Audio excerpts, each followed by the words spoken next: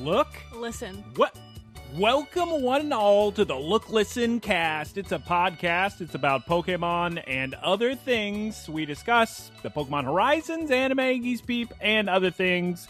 Sometimes we have Taylor on here. He's the third member of the DK crew. He's not here today. Geese, Peep. Today we are going to discuss the Pokemon Horizons anime, episode 134. Can you please tell us the name of the episode in English? The Ultimate Showdown. Mega Evolution. Or in Japanese,頂上決戦. Mega shinka. Geese Peep, why don't we get a little bitty last time on Pokes before we get into our first segment of the podcast, which of course is Geese of the Week, What You've Been Peeping. But before that, please, what happened last time on Pokes? The squad finally reaches Laqua and commence their plan to erase Laqua for good. For real this time. Wow, what a crazy episode we had last week. It was the first not incredible episode in about a string of 5 episodes, but maybe today will be good. I saw your guys' scores last week and I was like, oof. I said that I feel bad for the episode because, like I said last week, apologies if you're hearing this for the second time right now. If that had been in the middle of a bunch of bad episodes, it would have gotten a higher score. But if you're going to come in after 5 banger episodes, you're going to get a little bit lower score. Sorry, guys. All right, Geese Peep, let's go ahead and move on to our first segment of the week this week. It's a little segment I like to call Geese of the Week, What You Been Peeping. And boy, do we have a film to discuss this week, Geese Peep. Yeah. That's right. It's Cave Forgotten Dreams. 3D IMAX with Werner Herzog. Director Werner Herzog in attendance doing a Q&A. Everybody's loving it. That's right. We went down to the old AMC Universal Studios. Yoshi was not there. I was really hoping he would proctor the Q&A. Proctor, huh? Yeah, like proctor an exam. Oh. You know? I think you could use that verb. Write in looklistencast@gmail.com. Is that correct English? Yes, I also wanted you, because as longtime viewers will remember from a couple weeks ago, when I saw a Mario Galaxy movie, Yoshi stopped by and introduced the film. Yoshi did not introduce Werner Herzog. It was very sad. That's right, Geese Peep. We went to go see that movie. Worst 3D I've ever seen in my life. Clearly something went wrong. To be fair, the whole premise is it's a documentary and they only had a couple of days to go inside of this cave where there was a bunch of like cave paintings to film the movie, and they had to use very primitive gear. So to be fair, they were kind of working with a tough setup. Some may say the first cave paintings. Certainly the earliest we have preserved. Yes. Yeah. There probably have been some caves with cave paintings before that, but they weren't sealed off, so they weren't protected from the elements. The bear claws. I liked it. The 3D was a little rough, but I think so. In the Q&A, Werner was we're on a first name basis. Mr. Herzog. Herr Herzog. He explained that he had to make the movie in 3D because that's the only way you could show it. And I do think that there were times where I was particularly moved by seeing it in 3D because so much of the actual cave painting utilize the geological formations to create movement along with the painting. So I liked the movie. It was a little rough in terms of 3D, but other than that, I enjoyed it quite a bit, actually. Yeah, it's great. I'd love to watch it 2D or a good 3, because Geese Peep was saying, oh, maybe, just limitations. No. The screening we watched, I know something was wrong because I've seen dozens upon dozens upon dozens of 3D movies. And something, maybe it's not the print itself, maybe it was the way they were doing it, but there was wrong 3D where you couldn't focus on something. So I had to take my glasses off several times. I didn't want to bring it up to Herzog, but it was, hey, maybe I could watch it on PSVR or something. 3D TV. I don't know. Go to a different showing. But yeah, it's a documentary. If you like history, Ancient Man. The Q&A was very good. He was, Werner, as I call him, was so stereotypically,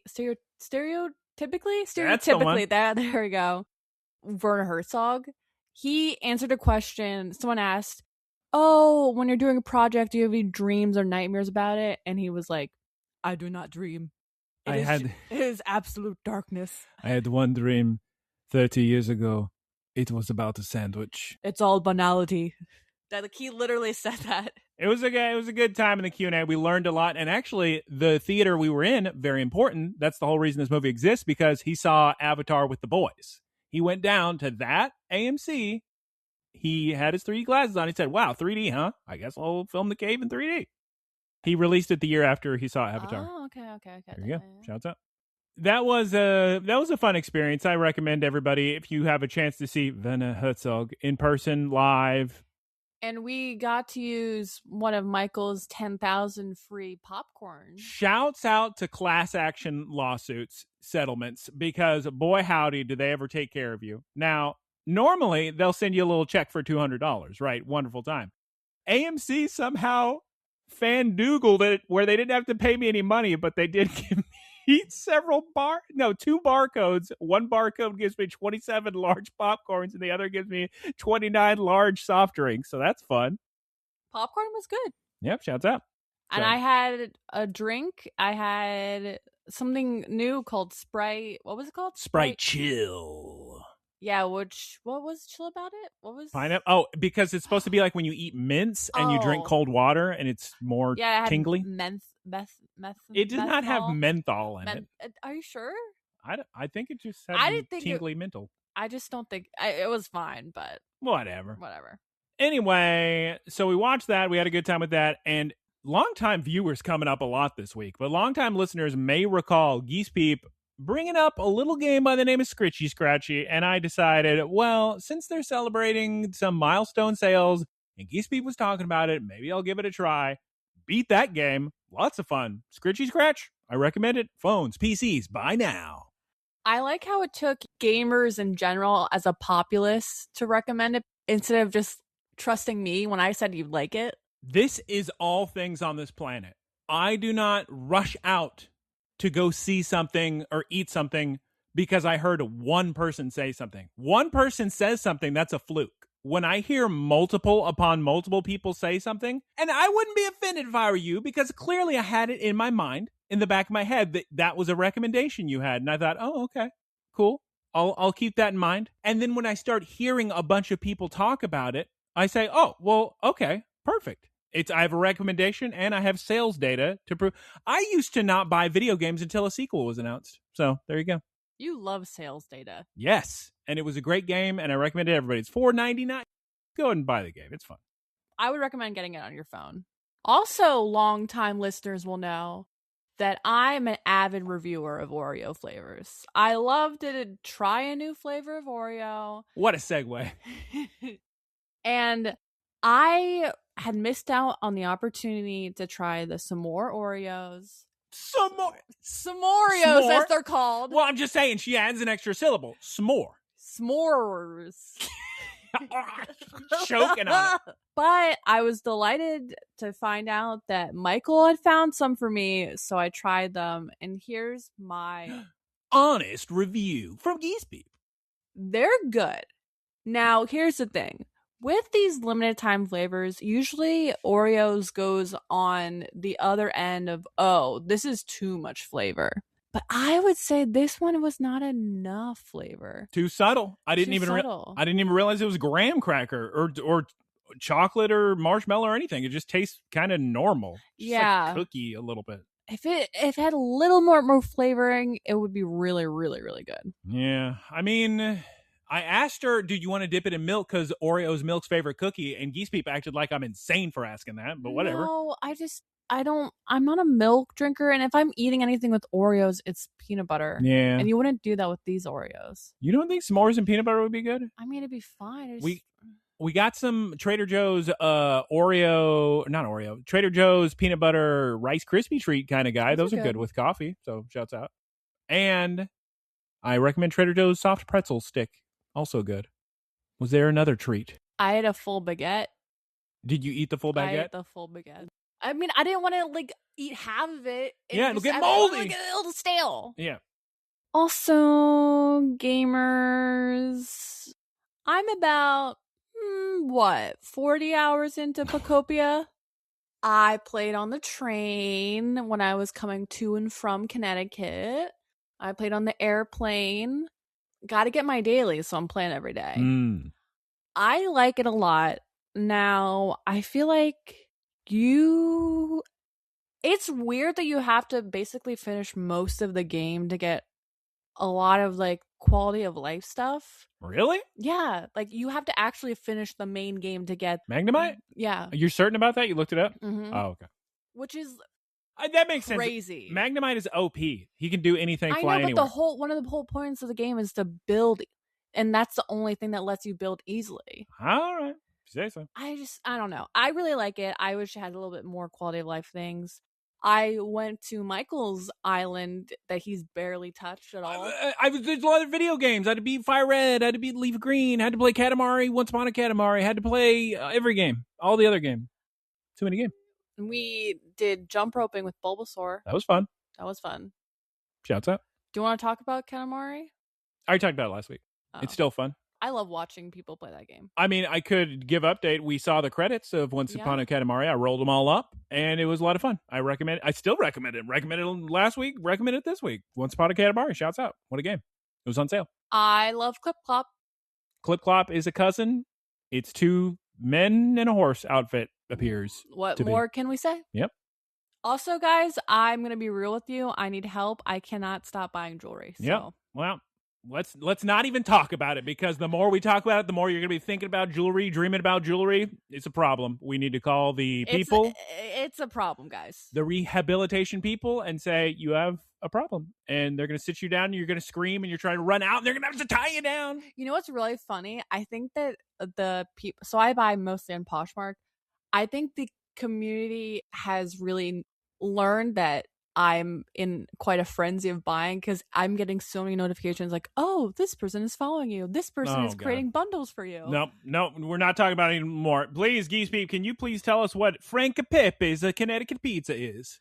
Okay, so this is a local Connecticut pizza chain. They have several locations in Connecticut. I went to the one in Mohegan Sun, the casino. Really? Huh. Yeah.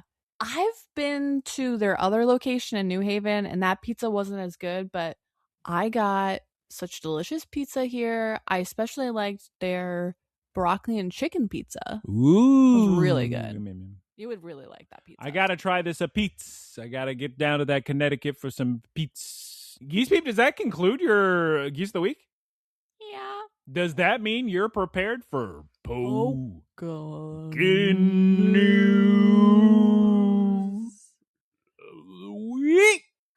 Okay, guys, let's start with the giant news, by the way. That's especially prescient, prevalent, important for this podcast.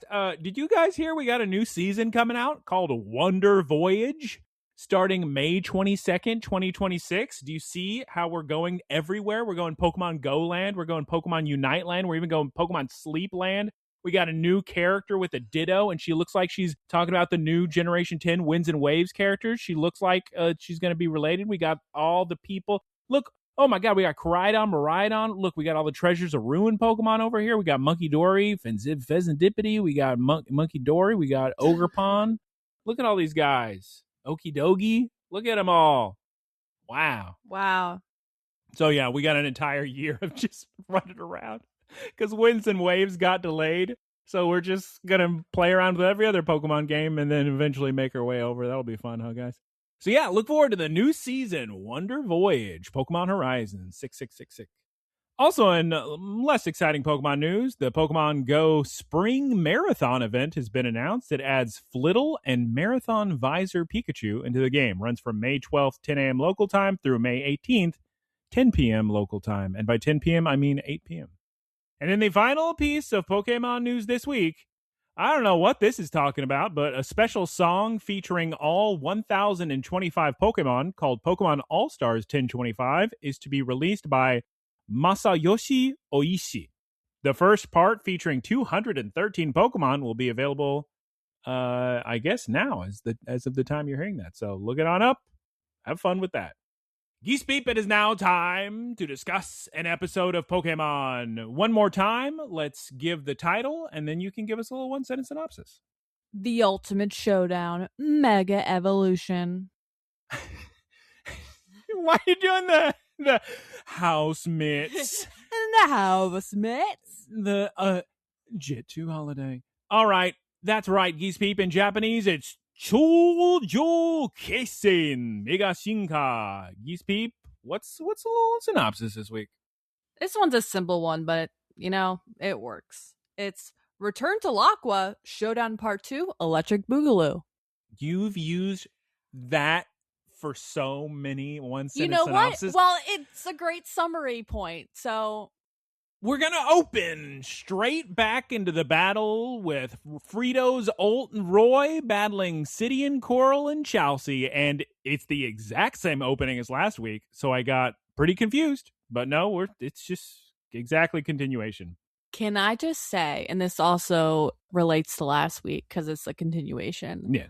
I hate with such a passion Aerodactyl's Mega Evolution and his goatee. It's disgusting. It's just a rock. He's got rocks poking out of him. It's disgusting. Disgusting. Oh, man, Geese Peep, did you see Shiny Mega Lucario Z punching Mega Medicham right in her stomach? Ah. Rough. Painful. Metal Claw Lucario. Oh, man, we got just a flurry of attacks from everyone. At some point, we see Glalie freezing Lucario's hands, and there's a Psybeam going off, probably. Luckily, Geese Peep, here's the great news. Lucario Z, so fast. Mega Lucario Z, who's going to hit Mega Lucario Z? Everybody knows Lucario Z is faster than normal Mega Lucario. They teach you that day one. I knew that. In business school. We give battles a hard time from time to time, but here's what I'm going to say. This battle is actually pretty interesting, TBH, and it's because we see Ult commanding Mega Sableye to direct all of these Mega Glalie ice attacks to hit some rocks. He's freezing all these rocks over. We see Mega Star... I'm sorry. Can we pause and just appreciate for a second the relationship between Mega Sableye and Mega Starmie? I love it so much. I loved in the last episode where Mega Sableye blushes when he gets saved by Mega Starmie.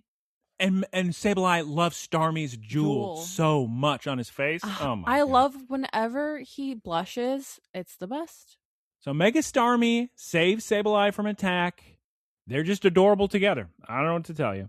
Also, something to note is that Fritos gives Ult this look when he's impressed with Ult commanding these interesting commands because Fritos knows that they're coming up with some sick plan. He's a proud papa. He's very proud. Oh, God. Then I thought, we're going to get more discussion about defense versus offense. Luckily, it does not last long. We just get a real quick Frito saying, I know you boys know what's up. I know you got a plan up your sleeves, and we get a theme song. We're back to the theme song. All right, Rising Bolt Tacklers, let's get them. Mega Starmie, charge up Psybeam. Spin around a bunch. Sableye, I want you to use Confuse Ray. Oh my God, the ice rocks. It was all part of a brilliant plan. They're going to try to avoid the Confuse Ray, but the Confuse Ray is going to reflect off the ice rocks and hit him right in the eyes anyway. Wonderful stuff. Wow. Wonderful. Poor confused Glalie and Aerodactyl. All right, Starmie, I need you to shoot out the sickest Psybeam you've ever done in your life. You look like Godzilla out there or some other sick monster with a sick beam going off. Mega Aerodactyl's trying to avoid it, but oh my God. Again, Sableye and Starmie, the best of friends, the best of partners. Starmie shoots off of Sableye's big gem. and it bounces right into Aerodactyl's face. God, so perfect. You guys are so good. We got high fives going all around. All the Pokemon are high-fiving. Ult is high-fiving Fritos. And here's the thing, Geese Peep. Mega Lucario Z, sure, he's got frozen hands, but that doesn't stop him from being able to Aura Farm. And so he pumps up his Aura, and he hits Mega Medicham with his little appendages and goes for a close combat. And then, Geese Peep, Chelsea makes the biggest mistake of her life. She says, Zen Headbutt. What does Roy say? Perfect. Time to get rid of that ice on his hands. That's right, Lucario. Take that hit and use the Zen headbutt to break free from the ice. Wow, what a great plan. Did you notice that Chelsea, right before this happened, noticed that there's something up with Medicham? And she was like, what's up? Not that it matters anyway, that she was like already giving up on the battle. Did you? This early? I don't remember that happening this early, no. Well, listeners at home, I bet did. And if I'm right, let me know. And if I'm wrong, don't write in. Thank you. Aerial Ace, Lucario. Now, we get an interesting part right here. And this may be what Geese Peep's talking about. Medicham unmegas itself before taking the Aerial Ace. And I thought, is Medicham knocked out? And no, it's not knocked out yet. So maybe, is that what you're talking about when she's like, are you giving up? Because it unmega'd? No, it was right before that. So weird. Then we get, and I was saying this last week, weeks before. You've heard me say it a million times. We get more evidence that Coral and Sidian are going to become friends. They're going to join the ranks of the Rising Volt Tacklers. You know this to be true. Because what do they say, Geese Peep? They say, wow, what a sick battle. She's like, PR this, Strong Sphere's that. I just want a battle. And Chelsea has to remind them that they are currently on a mission, and we need to keep going on with the mission. So Coral says, all right, I'm going to use self-destruct. And Ult yells, Sableye, you're ghost type. You can protect everybody. Run up and take the hit. Oh, sweet, innocent Ult. You've never done any research on ability changes with Megas? Luckily, Fritos has.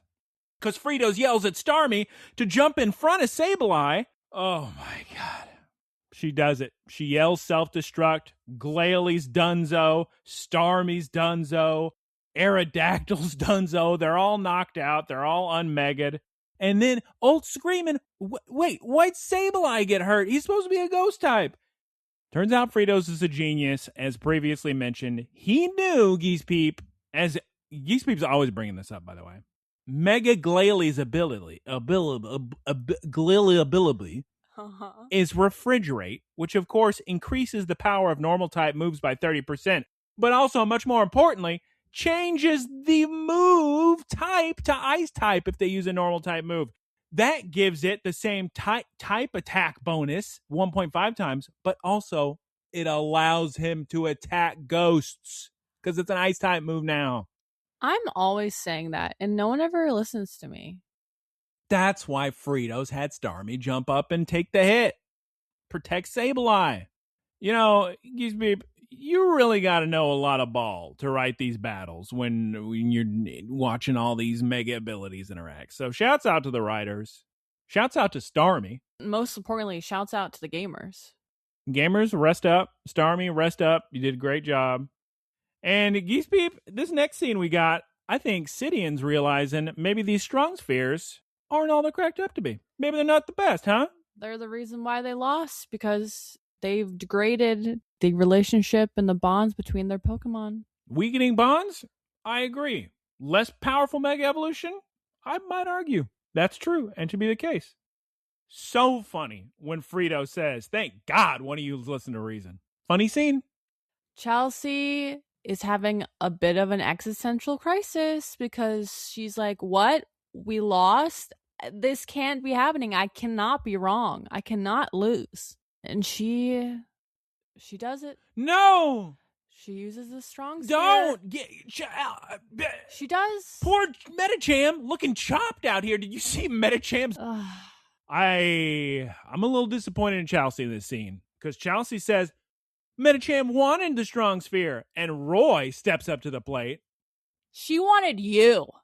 She wanted to make you happy, Chelsea. She didn't want the strong sphere. And Roy says, I'm putting an end to this. Lucario and me, we fight together as one. Much like that movie Pacific Rim. You know, you move your arms and then the I've mech never battle. seen it. Well, is it good? Yeah, I mean, at the time, I don't know if it would be as good, but at the time, super sick watching 3D IMAX or whatever. Lucario, Metal Claw. Oh, man, Roy's getting serious. Aerial Ace. And that does it. We knock out Medicham. And Chelsea comments, she's like, I've never seen you fight with this style. It's so reckless. She knew something was wrong.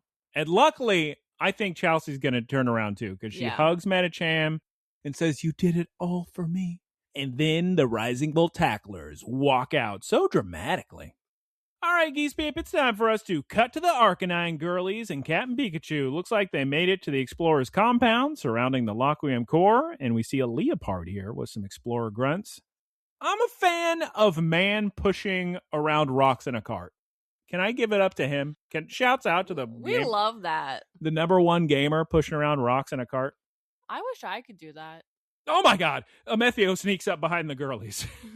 Holy moly. And Liko, Grandma, all the stars are here. And he brought Zerk and Onions, everybody's favorite characters. And of course, if anybody had any doubts, Spinal with his 10 million security cameras is already just staring at him and smirking like he always does. That little freak. He loves to smirk and smile and know what everyone's doing and be 4 steps ahead of everyone. And he activates the alarm, Geese Peep. Drudagon and Grand Bull can't believe it. They get to stop intruders for once. Machoke, he's also at a loss for words.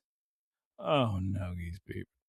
Spinal, thought we were done with this. Spinal spewing Laquium fog everywhere with his oil rig Laquium pounding machines.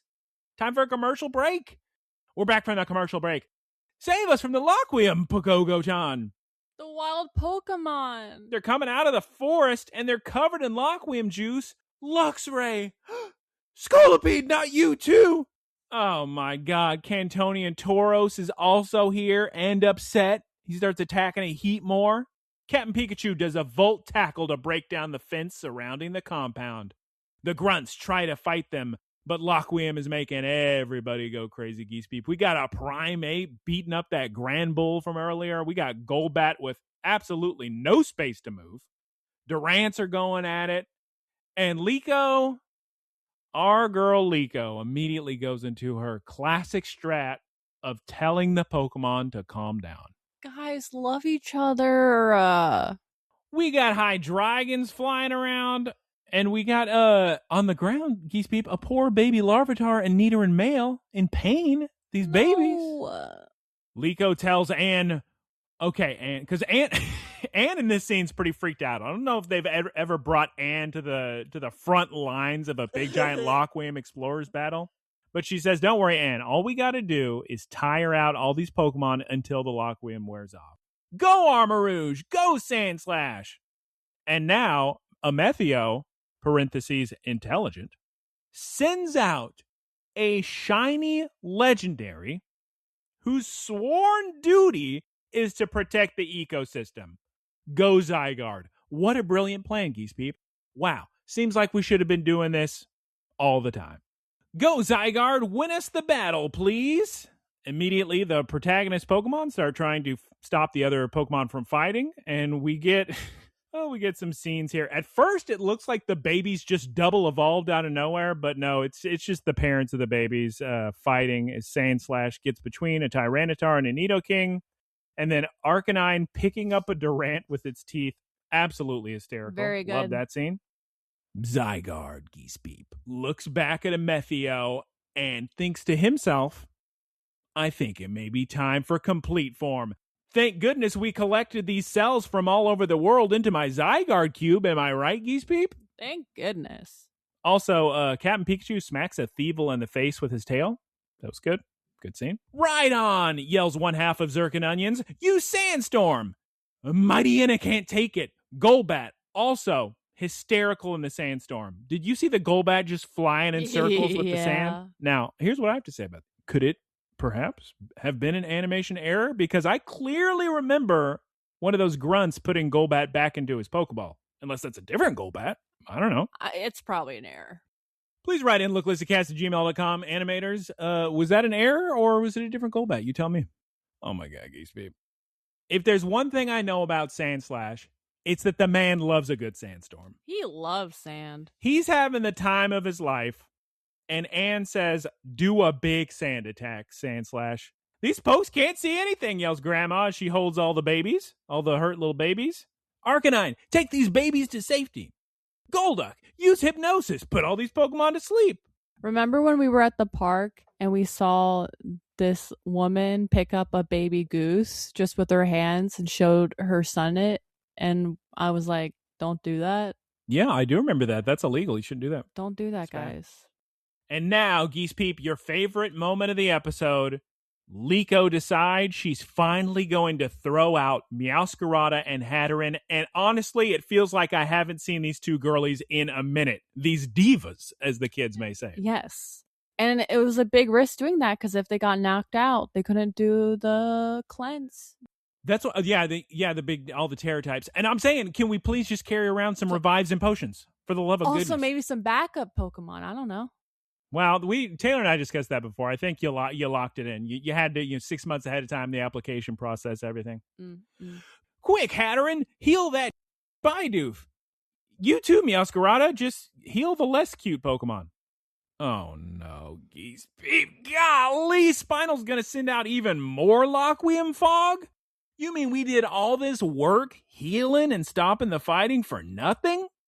Thank goodness we got two intelligent people on this team, Amethio and Captain Pikachu, because Captain Pikachu realizes what's causing this. It's those darn machines. So he jumps on Pagogo-chan's back. He rides him like a little flying saucer. Yeah, if I didn't mention it before, Pagogo-chan is currently in his Terestal form, where he can fly around in battle and whatnot. Pagogo-chan flies to the machine. Captain Pikachu Volt tackles it, destroys it. I mean, I think he destroys it. The camera cuts real quick, but I'm sure he did a good job. But there's no time, Geese Peep, because look, Onix and Gliscor are attacking our heroes. Protect us, Arcanine. Now, I'm going to be real with you, Geese Peep. No idea what happened. Grandma yells, protect us, Arcanine, and the next thing you know, we just see that Onix, Gliscor, Arcanine, and Armarouge are all just laying on the ground. What happened? I have no idea. Are they knocked out? I mean, I did see a flash of green, so did Zygarde do this? I don't know why he'd be attacking everybody, but okay. So at this point, Geese Peep, let's move on from that because we got to get to some sick music coming in. We got serious 80s thriller Terminator type music. Anne notices that Sandslash is down for the count. She's screaming, no, Sandslash, get back in your ball. Geese Peep, I believe we're at your favorite part of the episode now where we see a bunch of birds in the sky. But they're fighting. Some of the birds up there, fighting birds. We saw a bunch of fighting birds today, too. Yeah. Now, some of the birds up in the sky we saw earlier, but there's also, it's either a Pidgeotto or a Pidgeot. We can't really tell because it's so far zoomed out. We see a Noibat, Butterfree, and a Mothim, maybe? Geese Peep, there's only one way to deal with a bunch of very tiny, drawn birds, says Amethio. We must call upon our 1,000-year-old grandpa and complete form a shiny Zygarde. Don't like this. What? He's sick. He's a Gundam. Yeah. But he's a Pokemon. But he looks cool. But that's not my mother's Pokemon or not my Pokemon. Anyway, Geese Peep's wrong. It happens. He's so sick, and he can fly. He flies straight up to those birds to give them a talking to. Okay, well, if you paused the show and someone walked by, they would think, oh, that's like some like robot anime, not, oh, that's Pokemon. Yeah, he's also important to note, now that we've moved the camera closer to the birds, they were Vivions, not Mothims. My apologies. This scene is so silly. Why do these little birds think they're going to fight? Think they could do any damage to a complete form shiny Zygarde? Zygarde just spits out his cells on them and they start to fall, but the girlies on the ground stop the birds from hurting themselves, which is kind of them. And a little unkind of Zygarde to just let them fall. Yeah. Way to go. During this, Captain Pikachu and Pagogo-chan, still destroying all of the oil rigs, shouts out. And then Pagogo-chan spits out some Pagogo juice to calm down everyone and neutralize the Lockwium. Zygarde then spits out all of his cells to help all the Pokemon and goes back to his 10% dog form. Do you like the dog form at least? Yeah. Now that's a Pokemon. Now, what I have to say after this is I sure hope those cells are coming back to Amethio's Zygarde cube because it would stink to have to collect all of them all over the world again. Very annoying. Hope they're not like Dragon Balls. I feel like that'd be a good balance, though, to have a Pokemon that powerful, but like once you use all of its forms, you have to recollect it all. No, perish the thought. This next scene, Geese Peep, of Golduck just double fisting the Durants and Rhydon holding the knocked out Hydreigon. Beautiful. Adorable. No notes. What a shot. Okay, so we saved the day. We do everything. We do a complete form Zygarde. And now the boys show up? Now we got Fritos, Ult, and Roy coming in on Dragonback holding on to bird legs? Dot, Penny, and Nimona. Geese Peep. Where have they been? Where are those three? What were they? Were they in the bathroom? I haven't seen those three. I don't even remember who they were fighting last. Oh, they were running away because remember Butler Hamburglar came in? Oh, they were with Butler Hamburger. He was like, I got these guys. Go on ahead. Well, way to go, you three, I guess. In this scene, we see that Amethio is very impressed with Frito's resilience. I believe there's some mutual respect going on between those two Geese Peep. Yes. And Ult is such a good character because he's speaking for everybody. He's speaking for me when he says, oh my God, guys, we got everybody. We got the whole squad. Look, we just every single person here.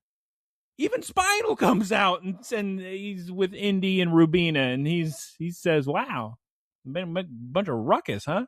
You guys causing a bunch of ruckus? All you meddling kids, Geese Peep? We then got to, I guess, the nearby forest, because we see a lot of after effects of the Laqua, and it's a little confusing what's going on, but we see some angry Larvitar and some Vibrava. Geese Peep, they're attacking the sweet, innocent mountain village of Pericarp, which you weren't here last week, but it's been so many seasons since we've gone to this mountain village with the old lady with the no teeth and Yoo-hoo chocolate drink man. But the English name is Pericarp, which is a part of a fruit. I have to say, the village people yeah, are a little roughly drawn. Oh, yeah. It's like a middle schooler was tracing over some anime. Yeah. And they're also dressed like they're from the Emperor's New Groove. Oh, I can see that. Yeah. Real Mayan little, yep.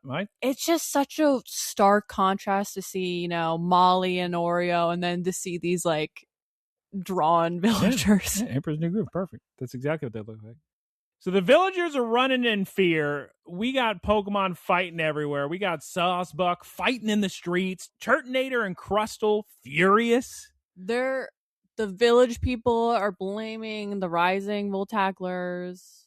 You got to spread the good word some more. You're the only one that believes in them. Geese Peep, can you please tell me at this point in the episode who comes flying down out of the sky on a Sharpedo? The Mighty G. Oh my God. I was so delighted to see him, and I don't know why, but I didn't expect to see him here. Me neither.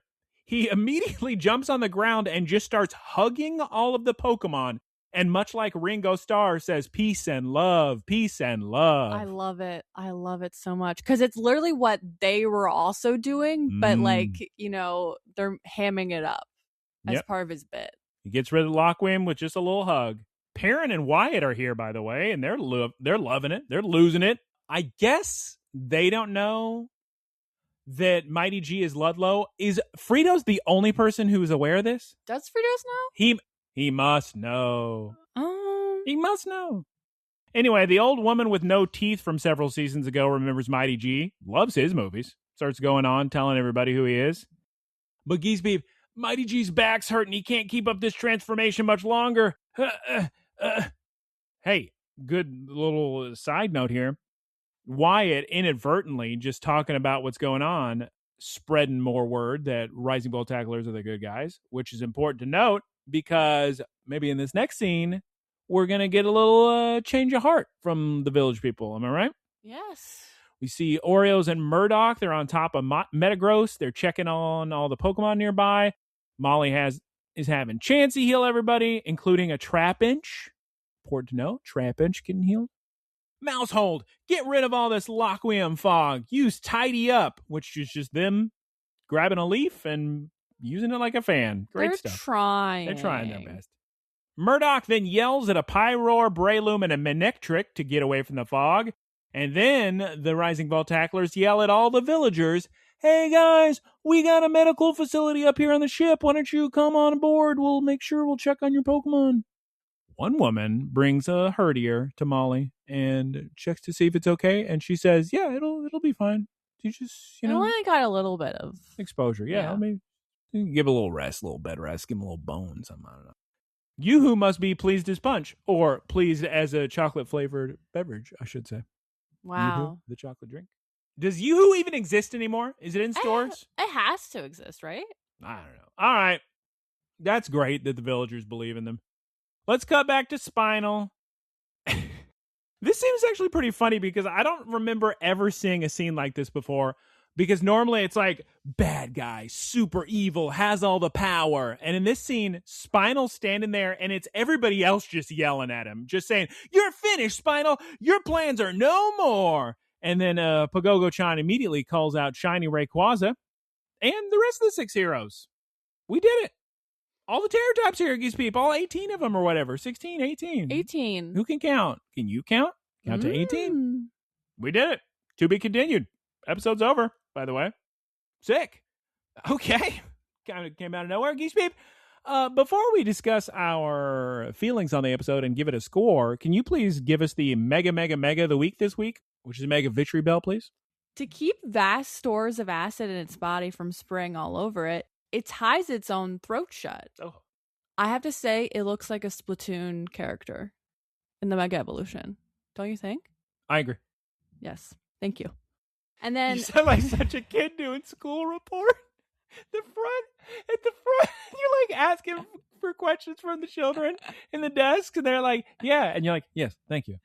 Instead of waiting for its prey with its mouth open like its regular form, this one's aggressive and goes after its prey. And then the animation is... Yeah, they're in the sewers of Lumios. Bounces around to get Nidothing. And Nidothing explains as she gets Team Rocketed into the sky, says, "The tackle it performs with its body are super effective at destroying things." I thought that she would get acid all over her, but I guess she just gets eaten. Thank goodness she survives another day to do another Mega of the week. Thank you very much, Geese Peep, for the Mega of the week this week. Before we you got one more thing to get through before you hear our score of the week.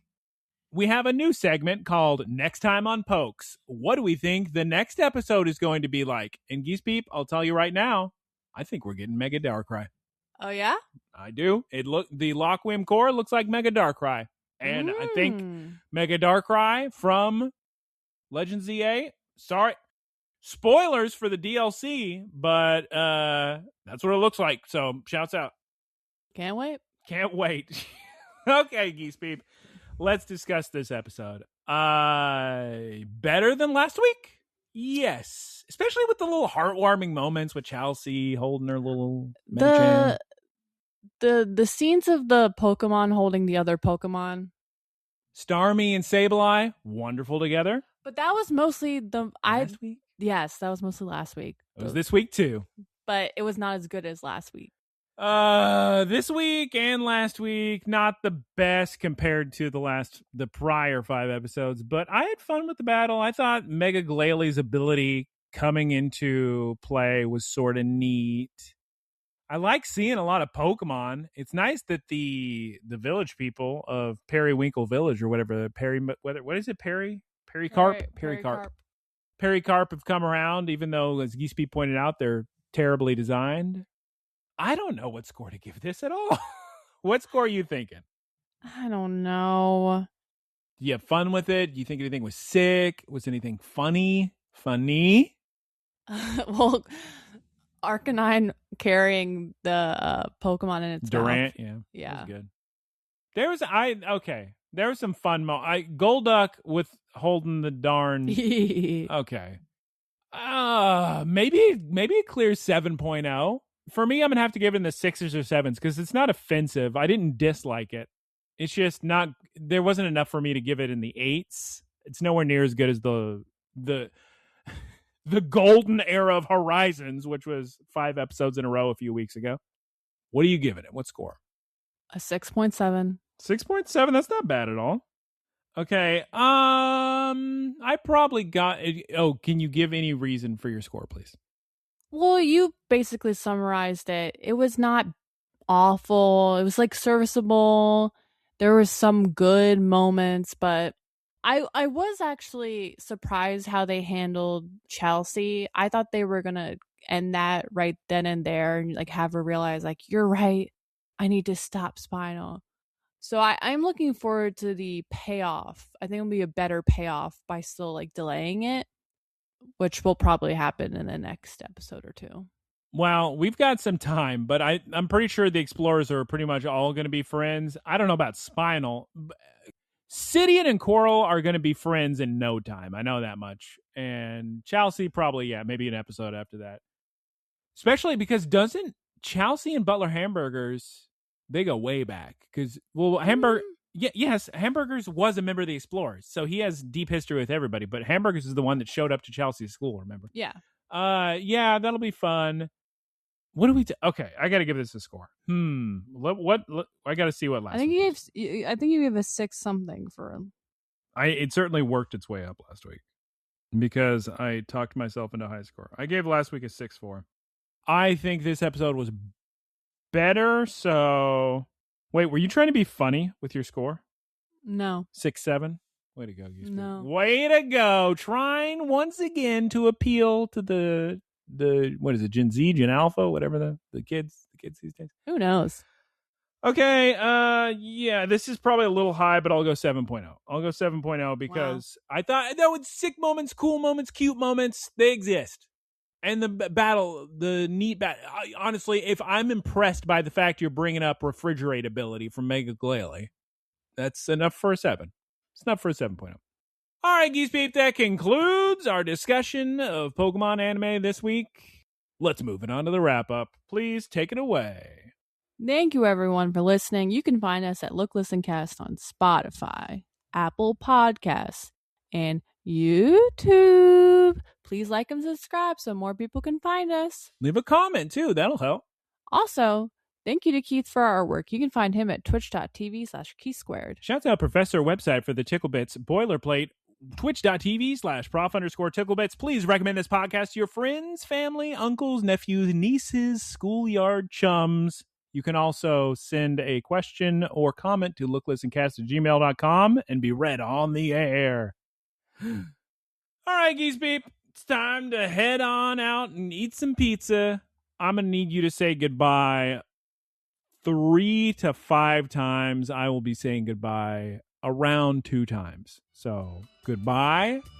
Goodbye. Okay, 4 more goodbyes. Goodbye. Goodbye. Goodbye. And goodbye.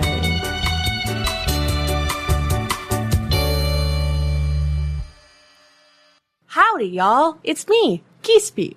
Thank you for listening to the Geese Peep Productions podcast. Geese Peep Enterprises, doing business as Peep Industries, together with its subsidiaries, is a diversified worldwide entertainment company with operations in media networks, talent management, parks and resorts, multimedia entertainment, and consumer products and interactive media. Geese Peep Enterprises is a Bell 30 company.